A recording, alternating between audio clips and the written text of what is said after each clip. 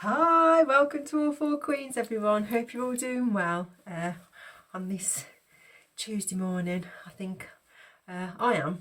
I'm hoping to go out for a little bit of a walk today. I did the birds yesterday. The swans were crazy yesterday. But they wouldn't let me move, so I couldn't get out of the area where all the food had gone, and it just went everywhere. So yeah, but it was nice. It was a nice day. So the previous one I've just done is 10 Commandments. And like I said, you don't have to be spiritual and you don't have to be religious. I mean, one would like to think that people use discernment and intuition and common sense, really, in terms of you treat people how you want to be treated, really, don't you? So this session, I'm going to do universal law. Now, you might want to look at mindgreen.com as well, because obviously there's some good stuff on there. And I'm going to synopsise some of the stuff on there. But, general law. Universal law is law of divine oneness, law of vibration, law of correspondence, law of attraction, law of inspired action, law of perpetual transmutation of energy, law of cause and effect, law of compensation, law of relativity, law of polarity, law of rhythm, and law of gender. So, what does all that mean? So, law of oneness. The question one would consider asking yourselves is, how do you show up? If you don't understand something, do you go from a case of someone's stupid, or do you go from a place of some compassion to try and sort of say, well, okay, I don't understand, or I'm not on the same wavelength, but I'll take a step back and I'll work from a place of like, we agree to disagree, but I don't understand. So, law of vibration. How to raise your vibration. So, a lot of people want a lot of things, but their vibration is not a match to get it. So, in terms of spirituality, and I wouldn't just say it's spirituality, you can consider doing sound music baths or frequency like I do. For my chakras, definitely. I do sound music bowls and spiritual baths, singing and walking to get grounded in nature. So all those types of things can help, and obviously there are other things as well, so I would suggest you check those out. I mean, this is just an overview. And so the law of correspondence, sometimes the lesson may be on the area to heed or slow down, and be present. So what does that mean? So sometimes we can watch a lot of tarot, can't we? And are you being present? I mean, I know sometimes I take my own advice on that one, but what I've noticed now as I've moved forward, I don't watch everyone. I only watch the ones that are in my feed that obviously there for a reason. And as you get through that, you'll learn that you don't have to watch everyone. And also you'll learn that the journey isn't just about what's happened to you per se. When you get into spirituality, it's a lot bigger. And there's a lot more things that will reveal itself over time. And hence why I'll do coaching later on that, because obviously I've gone through my stuff. And it's all about healing. So you want to remember as well, it's not happening to you, but it's happening for you. The law of attraction obviously is your manifestation. Like attracts like, or you get what you focus on. Again, I'll talk about the tarot. If you focus on the past, then you're not moving, you're not present. So I'm not saying don't look at it, but what I'm saying is you need to be present to be able to attract, because obviously you're attracting something new, aren't you? And that's the only way you're going to do it. If you keep looking at the past, you're not going to get to the future.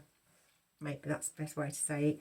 And believe anything is possible, and visualise you have it and let it go so it can come to you. So in my book, there's a unit that I kept looking at, and probably this is the easiest way for me to explain it. There was a unit that obviously is a hand-built unit here, and it's like a big pantry type thing, and I kept looking at it, looking on the internet, and I kept putting it on my vision board, and I kept looking at it and visualizing where I'd have it in the house and how nice it would feel if I got it, and and then one day I hadn't used eBay for years, and then we was in lockdown. One day, something popped up on eBay, the very unit. And so obviously I made the call, spoke to the person, went and had a look at it and bought it straight away. And that obviously is how I believe law of attraction works. But I also let it go as well. I didn't sort of overfest on it. But for me, that's how it worked. If you want love, but don't give it, if you want love, but you don't give it, and I would say to yourself as well, you'll be sending the message to the universe that you don't want it. So you've got to give love to receive love. So when we talk about all this stuff that's going on and people throwing out negative stuff and saying negative things about people, they're not really giving love, are they? So what they're going to so when karma goes back, they just get back what they put out. That's how it works. Can do affirmations as well. You have to believe what you say, otherwise it's useless. So you do have to believe in what you say. So for instance, if you believe that you are love, I am lovable, I am abundant, then you've got to believe it. Because if you don't believe it, it's not really, it's a useless affirmation, isn't it? So 5 is inspired action. Action, the real actionable steps to invite whatever want inspired action, the gentle intended nudge. So you want, say you want a new job, but you're not doing anything to find one. Now I'm in the crossroads at the minute because I can't decide whether I go back into the legal sector or whether I go more into my coaching. So I'm in a bit of a limbo at the minute. But I'm sure it'll come to me in my meditation. So you got to let go of control and make room for new ways to achieve goals as well. 6, law of perpetual transmutation of energy. Everything in the universe constantly evolving or fluctuating. Every action, thought, word. Remember I talk on some of my words, actions, and thoughts. Power to manifest in our physical realm. Just be mindful and positive what you want. So when you sit thinking about negative stuff, and we talk about these people that just wake up in the morning and all they want to do is hurt somebody, when you're constantly thinking about the ways to strategize and hurt somebody, obviously that's what you're just transmuting and manifesting into yourself, because eventually in law of attraction it's going to come back to you.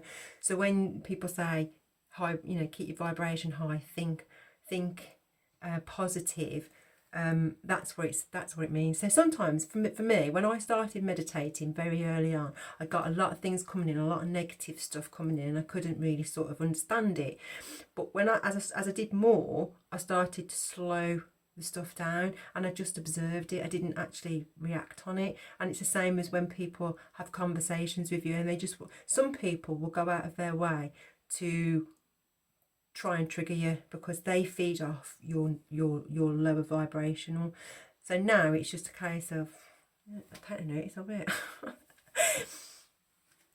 because I want to stay in a positive mindset. You can't help everyone, can you? Everyone else is on their journey and you can't help everyone. 7, cause and effect. Every action will have a reaction, good and bad. So again, what you put out is what you get back.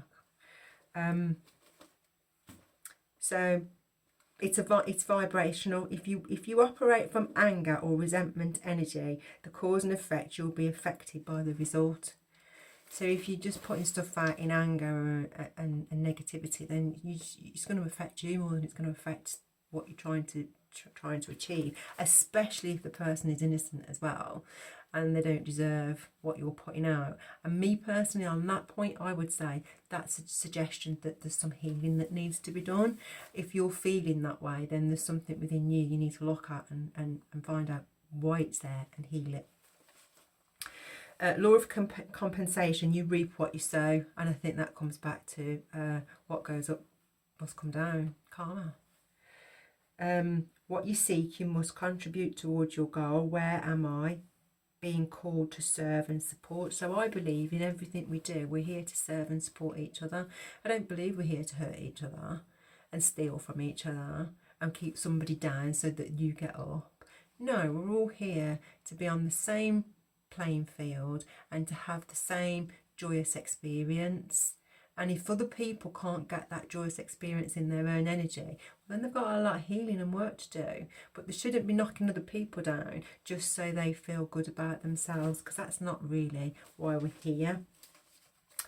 9, law of relativity. We tend to be inclined to compare things in our world, but reality, everything is neutral.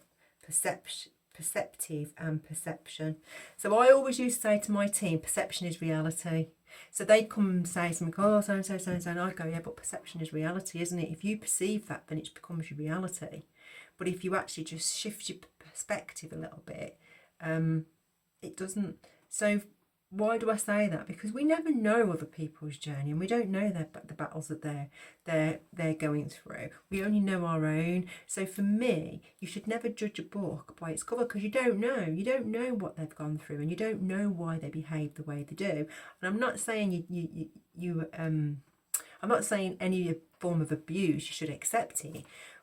But it's about understanding that we're all different, and we've all had our different experiences. And if you can stand back a little bit and go, well, I don't agree with what they did to me, or I don't agree with what they said, and you don't have to sort of reconcile, and forgiveness is not about forgetting, is it? But forgiveness for us is about healing to be able to move forward. I hope that makes sense. So, polarity. The law of polarity. Everything in life has an opposite, good and evil, love and fear, warmth and cold, two sides of a coin. Where there's a challenge, try and look at what it looks like to not be a challenge. I think that's pretty much what I said, isn't it? Perception and reality. So if there's a challenge and you just sit focusing on the challenge, but you flip the script and sort of said to yourself, well, okay, this is a challenge, but what would it look like to me if it wasn't a challenge? Or maybe take the word challenge out and just change it to something else that doesn't actually make it feel so intense, and then hopefully you can get through whatever it is you're faced with. Rhythm. Cycles are a natural part of the universe. If we look at ourselves, we are not one way all the time. Life, faith, productivity and sustainability. Don't fight it. Run down, stress, worry, maybe. The body is saying slow down and get grounded. So the thing is, we're not always the same. We wake up in the morning, we're not the same as what we wake up in the morning. It's what we are when we get home from work. Everything is a rhythm, isn't it? And when you take the rhythm and you take the vibration together, you're trying to keep up so that you're staying higher in your vibration and not allowing other things externally to knock you off your own vibration, really. Gender, masculine and feminine. So one of the things that I noticed when I awakened, I probably operated a lot in my masculine energy, and the reason being, you live alone, you've got a house to run, you've got a job, you've got to earn the money, you've got to do this, you've got to do that, and most of the things you do on your own, you've got to paint, so you tend to stay in a masculine energy. Now I also believe, me personally, that when we reincarnated this time round, the feminines were more masculine, and we had to balance our feminine. And I believe that the masculine counterparts, if you've got a counterpart, came more feminine, hence they were more easy to be manipulated and controlled, maybe. And they had to figure out their feminine and get more into their masculine. That's my perception, and I will do something on that, because I do believe that. I do believe I came with more masculine, and I've had to balance out my masculine and my feminine. So that's when we grow and we awaken. That's one of the things that we do, and that's why when things like addiction and stuff like, you're not interested in it, because it's like you've grown out of it. Because you're balancing your chakras, you're balancing your masculine and your feminine, your thought process is different. You can't sit talking about what's going on TV, because I haven't watched TV since COVID. It's just everything's different for me personally. So your masculine and feminine energy that exists. Masculine is action, hustle, and the feminine is more present. We need to master both for balancing and authenticity. So, and we do, you know, and it's, you know, it's one of those things when you look at it, it's a journey, it's not a destination. And that's why, hopefully, when I can get and do some coaching with people, when people start messing with my channel, and we can start doing what we're here to do, rather than these silly games that people like to play, because obviously they've got nothing better to do. But hey ho, it is what it is. They're just basically blocking God's path, not mine. They're just blocking God's path. All they're doing for me is making me slow down a little bit, so that, you know, I'm not going at 100 miles an hour like I used to, which is great, because, you know, I have done that in the past, and, you know, it's time to take a step back a little bit, isn't it? So anyway, I hope that helps. Some more stuff I'm going to do in terms of other stuff, not all going to be Bible stuff, because obviously that's all they want to clone, basically. But I think that everything that I'm going to do will help at least one person, and I'm here for. That's what I'm here for. And even if it's the people that have cloned me in whatever cult or society or organisation it is, if I can at least change one person's mindset in why they are where they are, then I've done what I'm supposed to be doing. So I'm gonna love you and leave you. Have a great day, and I'll see you soon.